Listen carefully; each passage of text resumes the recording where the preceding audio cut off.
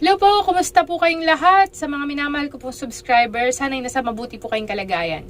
Pag-uusapan po natin ngayon ang tungkol sa luslos sa pusod at sa bayag ng mga bata. So, reaction video muna po tayo sa videos po ni Ka-Business. Hello, shoutout po sa inyong lahat, Ka-Business Official, Ka-Business Family at Papa Dins TV. Doon sa isa sa mga kasama po ni Ka-Business na siyang driver ni Papa Dins, siya po si Kuya Bornok ay may asawa na si Ate Mercedes. Itong dalawang mag-asawa po na ito ay may anak. Siya po si Baby Boyet. Sana po panoorin niyo po yung vlog po nila tungkol dito. Ito si Baby Boyet ay 2 months old at siya po ay may scrotal hernia at umbilical hernia. So pag-uusapan po natin itong dalawang topic po na ito. At baka kasi marami pong kababayan natin na may ganito rin pong kalagayan. Pero bago po natin puntahan yung dalawang topic na yan, gusto ko lang po sabihin na nung nakaraan kasi is tinulungan po natin sila na ma-refer dito sa Tala Hospital. So pupunta po sila sa Tala Hospital, binigyan po sila ng referral papunta sa National Children. Kasi po sa Tala Hospital, wala pong surgeon ng mga pedya. Dito lamang po sa National Children ang kumpleto po. Naka-specialize po talaga sila para sa mga sanggol at sa mga bata. Ngayon po, pumunta po sila sa National Children pero hindi po sila tinanggap sa ER. Bumalik po sila sa Tala and yun nga po, binigyan po sila ng first aid. Tinuruan sila kung paano itulak yung bituka po ni baby mula dun sa bayag papunta sa kanyang tiyan. So every time, kailangan gawin po nila yon para po hindi mamaga ang bituka niya na nandun sa kanyang bayag at ganun din po, hindi magkaroon ng complication. Pansamantala po yun habang hindi pa po nauoperahan si baby. Nung bumalik po sila sa NCH, dala po ang referral letter. Ayun nga po, nilaboratory po si baby at pinapabalik po sila on January 22 for operation. Pero ang pagpapasya ay manggagaling pa rin po finally sa mga magulang kung papayag po sila. Paano magpapasya yung mga doktor na okay si baby para operahan? So nakadepende po yan sa edad ni baby. Yung case po ni Baby Boyet ay 2 months old. Medyo risky po talaga yan. Kasi batang-bata pa po.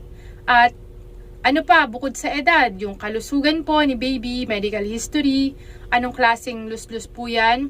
At kung ang luslus po ba ay naitutulak pa ba pabalik sa kanyang tiyan or hindi na. Kapag hindi na po maitulak, ibig sabihin na mamaga na po yung bituka dun sa bayag po ni baby. So, masasabi na po natin na ito ay emergency kapag hindi nyo na po maitulak papunta sa tiyan.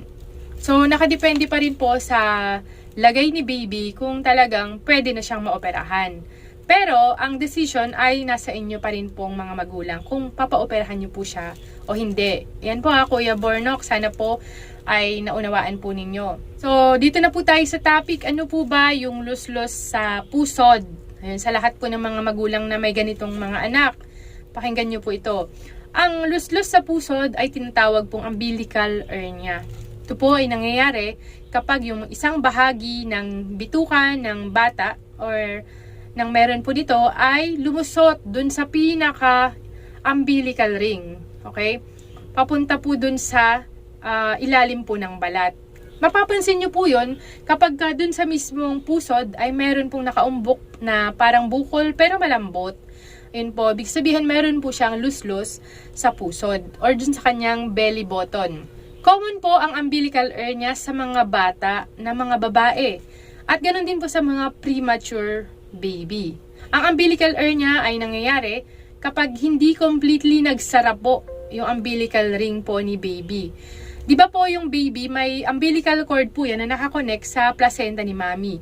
Once na siya po ay pinanganak, kinakat po yung umbilical cord at hinahayaan na matuyo po yun.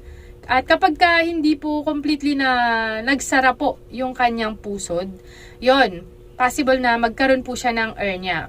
Kadalasan ito naman po ay hindi emergency. Kusang nagsasara po ito yung butas sa pusod po ng baby pagdating ng kanyang edad na 2 taon. Pero kung umabot po siya ng 3 to 4 years at hindi pa rin po nagsara, kailangan na siya ay maoperahan para maisara po yung kanyang pusod. So, ang luslos sa pusod ay hindi po natin ito mapipigilan sa mga meron po nito. Pero ang early detection at medical evaluation ay mahalaga po para malaman natin kung emergency ba ito o hindi. So, kailangan pa rin po niyang madala sa ospital para ito po ay ma-check ng doktor. Para ma-advisean po kayo ng susunod po ninyong gagawin. Now, dito na po tayo sa medyo delikado. Yung tinatawag po na scrotal hernia o yung luslos dun sa kanyang bayag. Ngayon, nangyayari po ito kapag yung bituka po ni baby ay pumasok dun po sa bayag po niya. Dahil meron pong weak spot, okay? Meron pong butas na hindi nagsara at lumusot po doon yung kanyang bituka. Common po ang scrotal hernia sa mga lalaking baby. Siyempre, scrotum nga. Ang may scrotum lamang po ay mga baby. Yun. Na lalaki. At bukod po doon, mataas ang insidente po nito sa mga premature baby. So, same po sila nung umbilical hernia. Katulad mo ng sinabi ko kanina, incomplete closure po dun sa inguinal canal ni baby ang nangyari nung siya ay nasa sinapupunan pa lamang ng kanyang nanay. So, ganun po ay yung nangyari kay baby Boyet. Kapag may scrotal hernia, napakahalaga po ang surgery. Lalo na kung kaya naman po ng baby ang operasyon. Sa surgery, ang gagawin po nila is una, itutulak po nila yung intestine or yung bituka na nandun lumusot po sa bayag ni baby. Pag okay na, tsaka po nila isasara yun, tatahiin. Depende po yun sa gagawin po ng mga surgeon. Sila na po ang bahalang magpasya po doon. Katulad po ng umbilical hernia, ang scrotal hernia ay hindi po natin mapipigilan or maiiwasan. So nangyayari po talaga ito sa mga bata na hindi po fully developed nung sila ay nasa sinapupunan po ng kanilang mga magulang. So, sa mga bagong panganak at napansin po ninyo na medyo nagkakaroon po ng bukol dun sa itlog ng baby po ninyo, so ipa-check up nyo po agad, baka po meron siyang luslos. At magawan po ng paraan agad at hindi magkaroon ng complication. Pag napabayaan po kasi yan, pwedeng mamaga yung bituka dun po sa bayag ng baby.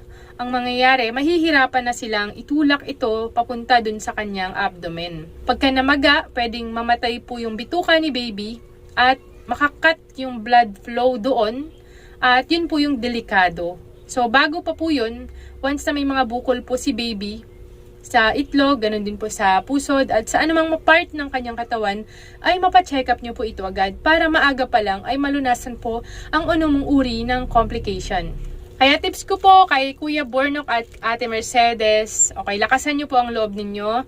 Sana maoperahan po si baby at walang maging komplikasyon para po malunasan na po yung kanyang luslos. Ang gagawin po natin, manalangin po tayo sa Panginoong Diyos para ang operasyon ay matagumpay at lumusog na po si baby. Ganon din po ang gawin po ng lahat ng mga mommies or daddies na may ganitong mga baby na may luslos sa kanilang belly button at ganoon din po sa kanilang bayag.